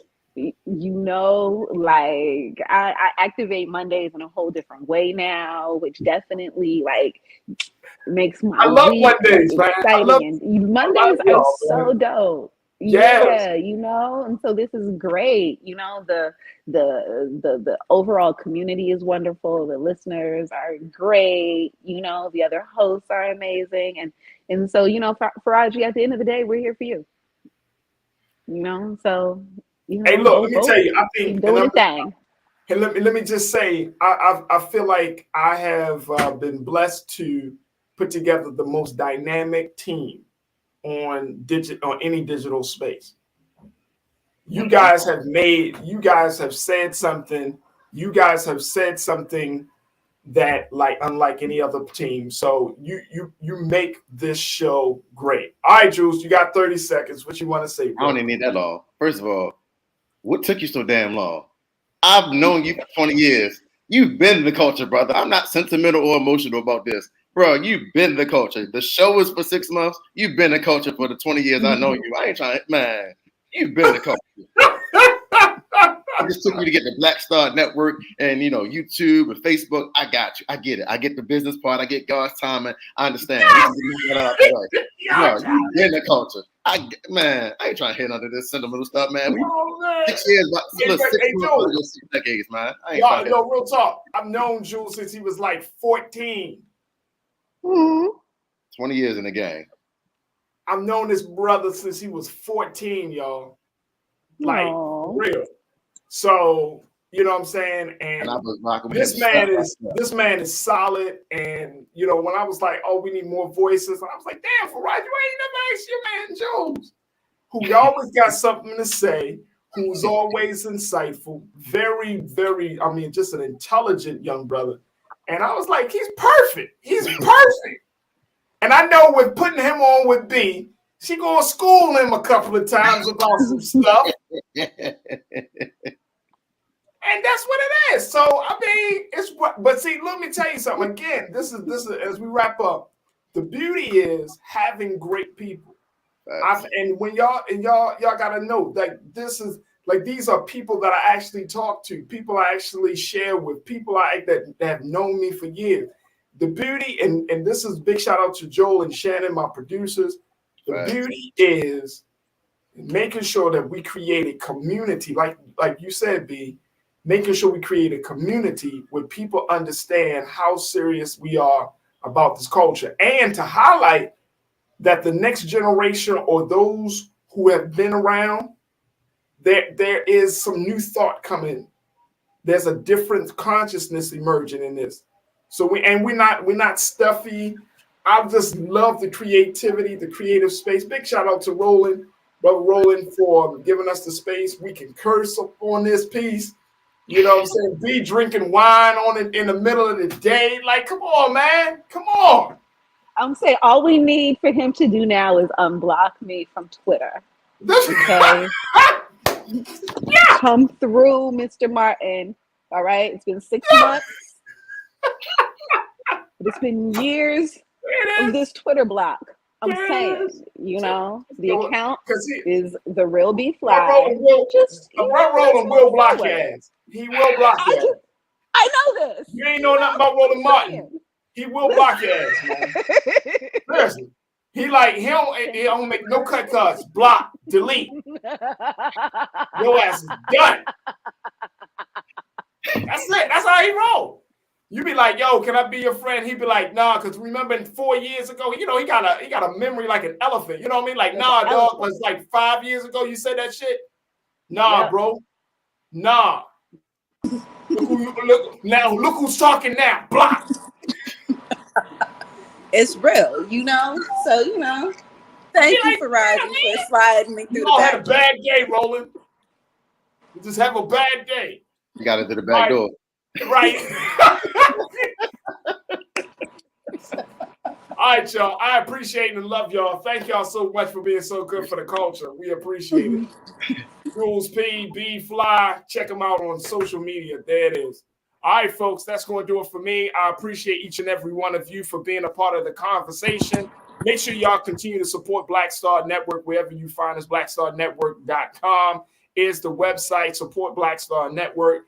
And, of course, continue to show your love by sharing the content and letting people know that this Black-owned media institution is here to stay, and we need your support financially and just through your support by word of mouth. So make sure you go to Black Star Network, download the app for free on all your devices, and make sure you make history with us. That's going to do it for me. I appreciate each and every one of you. As always, never be afraid to challenge what's wrong. Stand for what's right while being yourself in the process. God willing, we'll talk tomorrow for another exciting edition of The Culture right here on the Black Star Network. Peace.